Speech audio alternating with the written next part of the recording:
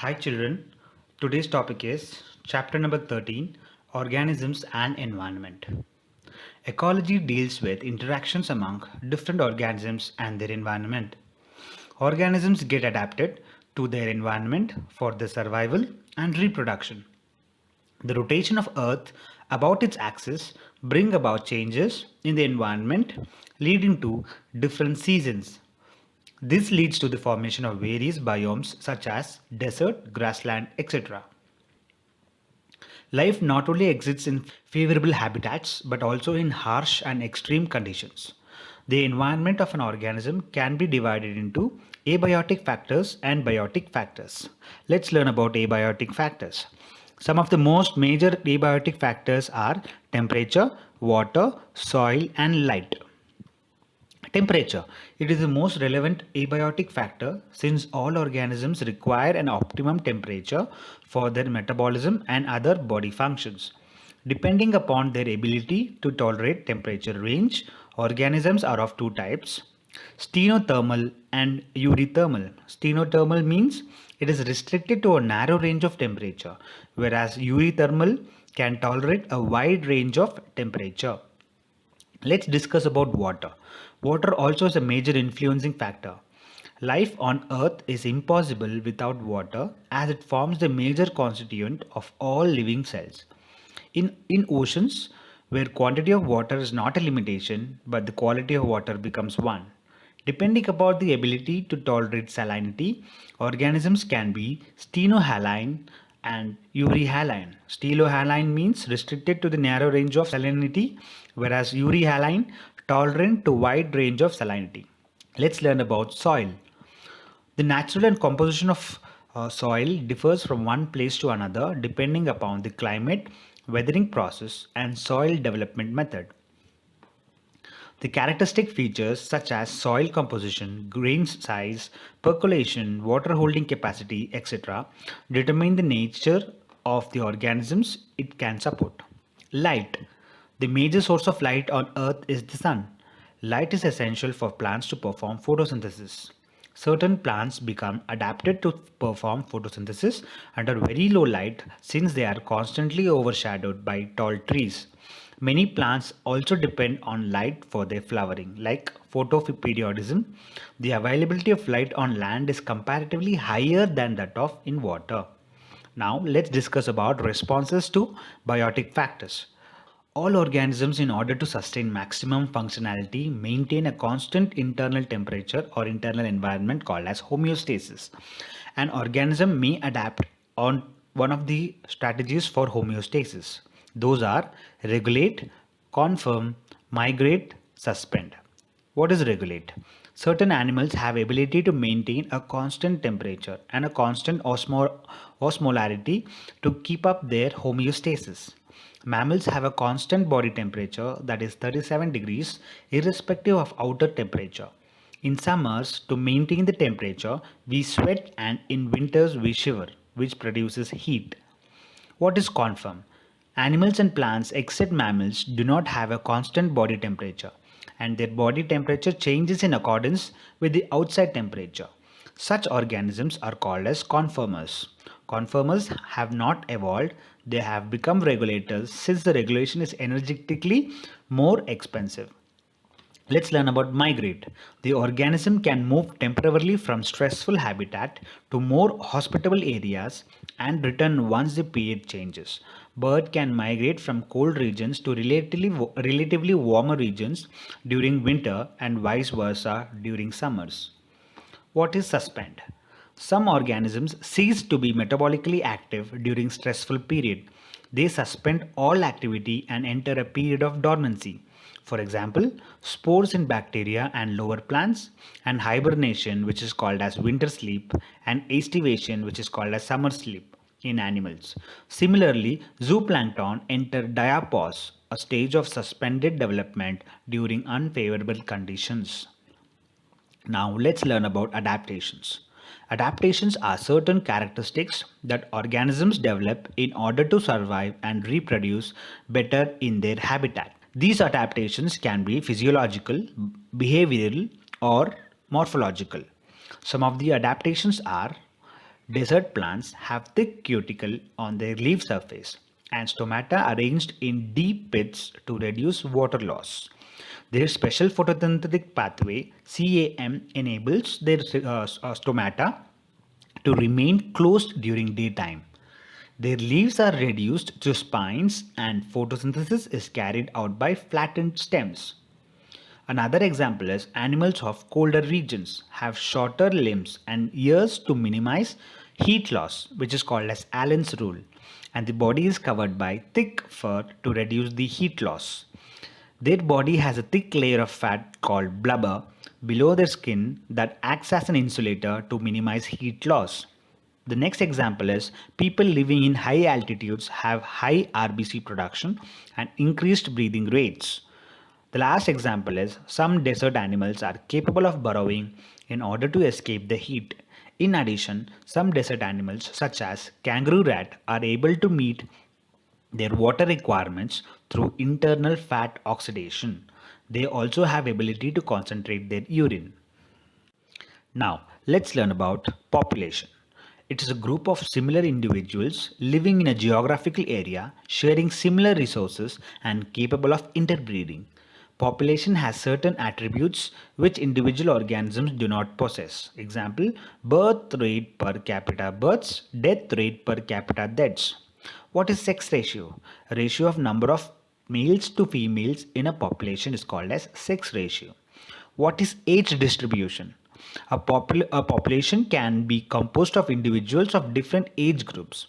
Age distribution plot for given population is given by the age pyramid. The structure of the age pyramid determines the growth status of a population, whether it is growing, stable, or declining.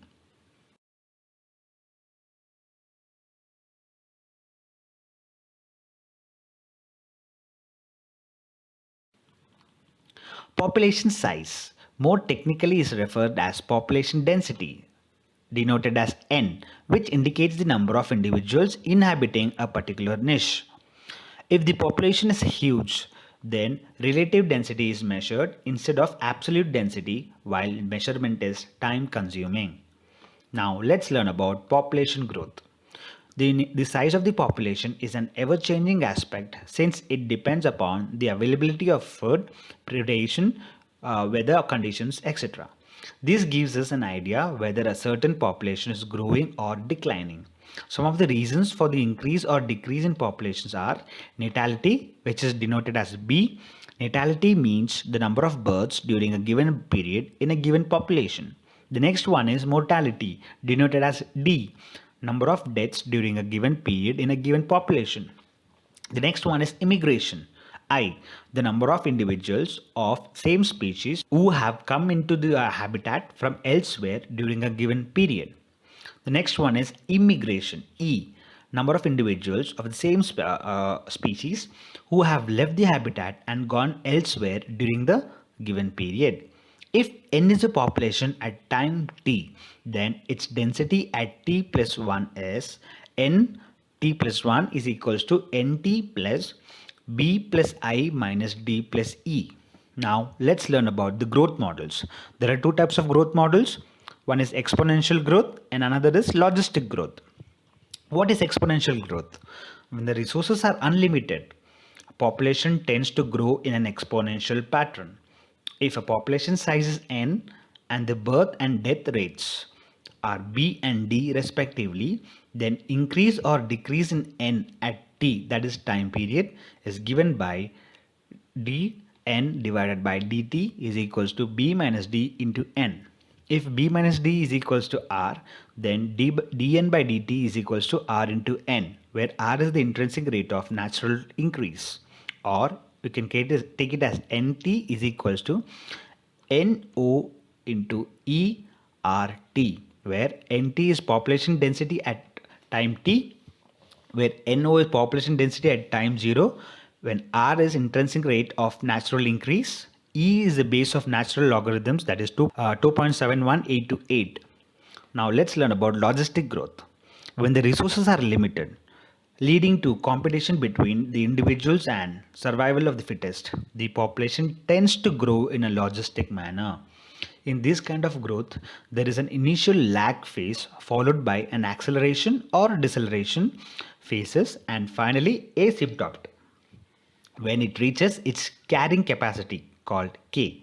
When n in relation to t is plotted, it results in a sigmoid curve called as Verhulst-Pearl logistic growth given by dn by dt is equals to r into n k minus n by k, where n is population density at time t, r is intrinsic rate of natural increase, k is carrying capacity.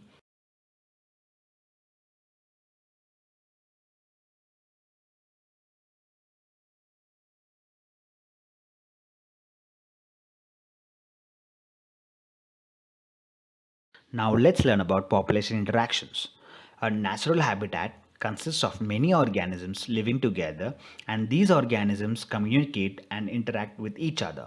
For example, plants depend on insects for pollination. Interspecific interactions are interactions between two different species of organisms. They can be either beneficial or harmful to one or both partners. Now let's learn about interspecific interactions. These include predation, competition, parasitism, commensalism, and the last one is mutualism or symbiosis. Let's learn about predation. It is beneficial to the predator while the prey is harmed. It acts as a means of transfer of energy to the next higher trophic level and of maintaining balance in the ecosystem. For example, in plants, herbivores are predators and some plants produce secondary metabolites, thorns or poisonous chemicals to ward off predators. Similarly, animals also camouflage themselves to protect themselves from predators. Some prey are poisonous or distasteful. A very good example for distasteful is monarch butterfly, which is highly distasteful because of the chemical substance it acquires during its caterpillar stage by feeding on poisonous weeds. Now let's learn about competition. It occurs only in close related species wherein they share the same type of habitat and food resources. However, for competition to take place, resources need not be always scarce, and competition does not necessarily take place between the same species. In competition, the fitness of one species is significantly lower in the presence of another species, and survival of fittest ultimately takes place. Gauss' competitive exclusion principle states that two closely related species competing for the same resource cannot coexist indefinitely, and the competitively inferior will be eliminated eventually. Moreover, some species may develop mechanisms to facilitate their coexistence. Now let's learn about parasitism. In this interaction, one of the partners is benefited because it resides outside or inside the body of the host and gets free accommodation and food, while the host is affected due to loss of nutrients. Parasites in nature have developed a wide variety of adaptations such as hooks and suckers for attachment, loss of digestive system, high reproductive capacity, etc. Parasites can live either outside, that is called as ectoparasites, or inside, those are called as endoparasites, the body of the host organisms. Brood parasitism is seen in birds, in which the parasitic bird lays its egg in the nest of an unassuming host bird, which takes care of them until they hatch. For example, quail lays its egg in the nest of the crow. Now let's learn about commensalism. In this interaction, one of the partners is benefited while the other is neither benefited nor harmed. For example, an orchid tree is an epiphyte on a mango tree. The orchid gets support while the mango tree is unaffected. The last one is the mutualism or symbiosis. In this interaction, both the partners are benefited. The very good example is the lichens, the interaction of algae and fungi where both are benefited. The fungi give support to the algae, whereas algae prepare the food for the fungus. Thank you.